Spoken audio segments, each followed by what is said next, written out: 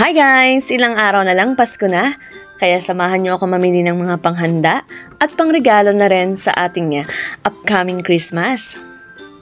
Siyempre, bago ang lahat, magdi-deposit muna tayo sa ating account at pipiliin lamang natin kung saang store tayo mamimili. At ipakita lang din natin ang ating barcode sa counter para makapag-cash in tayo at makapag-start na rin tayo mamili. And that's it guys, successful! So tara guys, unahin muna natin yung isa sa menu na ating gagamitin. Nga pala guys, may kukwento ko sa inyo. Kung gusto nyo palang makatipid, pwede nyo rin gamitin ang Gutime Bank Visa Debit Card dahil ito ay may reward na nakukuha every shopping. Actually, ito talaga yung ginagamit ko kasi maliban sa hassle-free na siya, ay pwedeng gamitin ang online app nito sa pagbabayad. Kapag nakalimutan mo yung card, ang kagandahan pa nito ay free ang deposit